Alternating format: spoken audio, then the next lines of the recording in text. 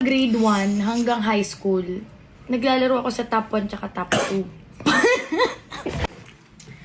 So guys, magsasabi lang tayo ng mga facts sa ating dalawa. So ikaw mauna.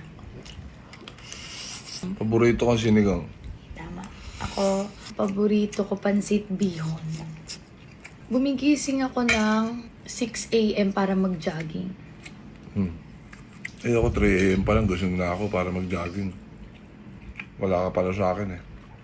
Yung totoo kasi. Uy, wala namang katotohanan sa sinasabi mo. Huwag ka nga. Apple naman eh. Ano pa?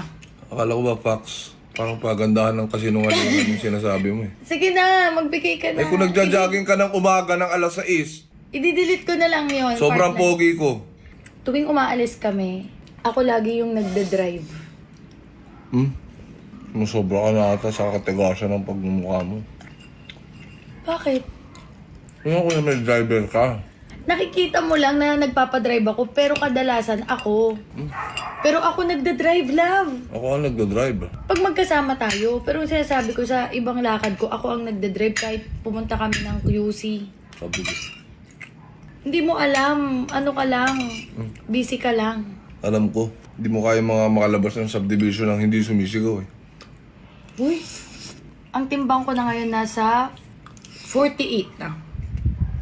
Kaya napapansin nyo, di ba, ang ano ko na, ang payat ko na. 48? 48 na yung kilos ko. Baka 56. Kahit magtimbangan tayo. Bago na ngayon. Kakatimbang mo lang ng isang araw. Bakit ba ano ka dito sa ano ko? Sa paganda ka eh. Higilan mo na yan kung nagsisinungaling ka lang. Tapos simula grade 1 hanggang high school, naglalaro ako sa top 1 tsaka top 2. Hindi na ako magsasalita. Maniwala na lang yung maniniwala. Nauubo ka pa. Ang pangit ng reaction mo naman.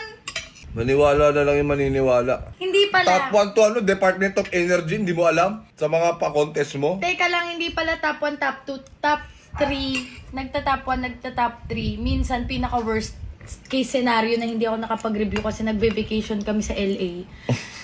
Top 5. Talagang si Princess Wow talaga. Naalala ko, kinikwento niya sa akin dati.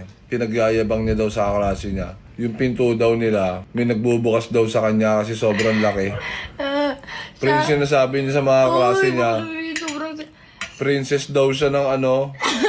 Princess ng Laguna. Puta, kailan pa nagkaroon ng ano dyan sa Laguna. Eh, bakit? Yung classmate ko rin naman naniwala eh. Shoutout sa'yo, Sheridan Eugenio. Alam niya yan, magko-comment siya dyan. Ano kami noon, grade 2, grade 3. Kinikwento niya, princess daw siya ng ano, Laguna. Bawal daw malaman sa school nila na princess siya.